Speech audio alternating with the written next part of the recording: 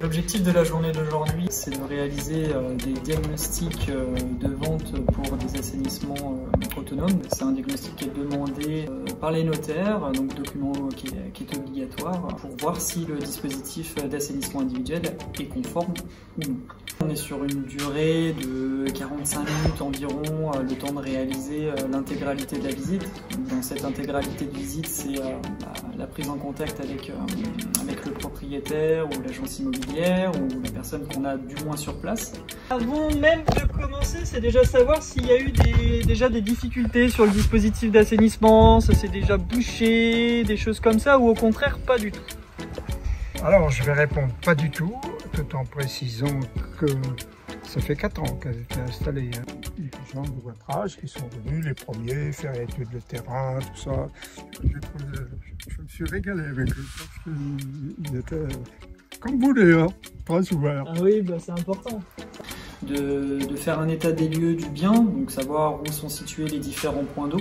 Est-ce qu'on a un autre toilette encore au-dessus? Non. Non, d'accord. Pour qu'on puisse après facilement identifier où sont évacuées ces eaux-là. Certains propriétaires connaissent déjà leur installation, donc ce qui nous permet tout simplement de gagner du temps au niveau de la visite.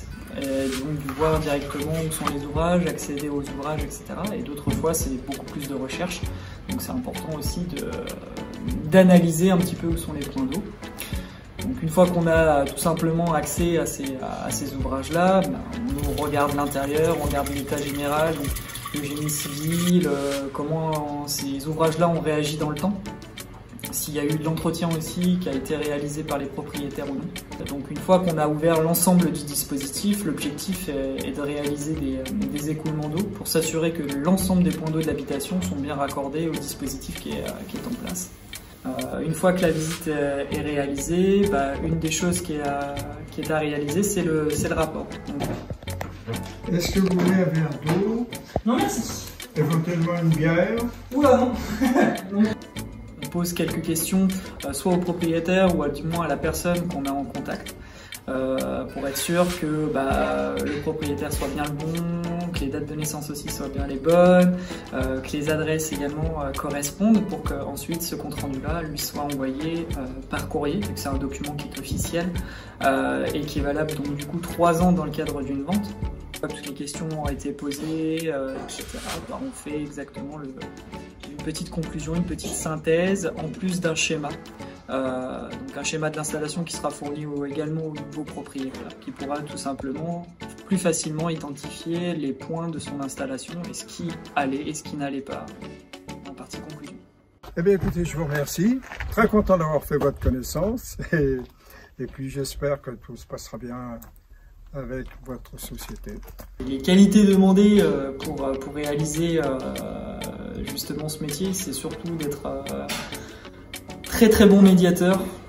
Certaines personnes vont être plus ou moins du métier, vont comprendre dès qu'on va parler de fausses toutous, filtres à sable, etc.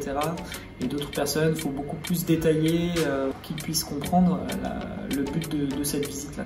Aussi le côté physique, bien sûr, parce que concernant le côté physique, il faut quand même pouvoir soulever les trappes, ouvrir les ouvrages pour qu'on puisse regarder éventuellement l'intérieur. Et ça, c'est côté physique, c'est quand même une chose qui est très importante. Et la dernière chose, je pense, qui est le plus important, c'est avoir un estomac bien accroché. Parce que quand on ouvre une fosse ou un bac dégraisseur dès 8h30 le matin, le café est pas bien loin, il faut avoir quand même l'estomac un petit peu accroché pour être sûr que celui-ci ne ressorte pas, quoi. Alors, est-ce que j'aime mon métier? Oui, bien sûr, j'aime mon métier, j'aime ce que je fais. Concernant des installations un petit peu atypiques, ça va être des promotions, moi j'appelle ça des promotions sur des coudes, donc des gens qui rajoutent des coudes de partout et que c'est complètement bouché et que ça fonctionne pas du tout, mais pour eux c'est une installation qui fonctionne très bien. Plusieurs installations qui sont complètement atypiques, ou des fois des visites dans des châteaux, donc des visites qui sont beaucoup plus complexes parce que le patrimoine est énorme, et des fois de trouver comment ça s'évacuait avant, donc des fois dans des douves, dans les cachots, donc c'est un petit peu un système d'inspecteur gadget, quoi. détective un petit peu à chercher où est-ce que ça s'évacue. Et pour moi, c'est un peu les installations un peu atypiques du temps. Et c'est étonnant de ne pas avoir de réhabilitation parfois sur ces dispositifs-là.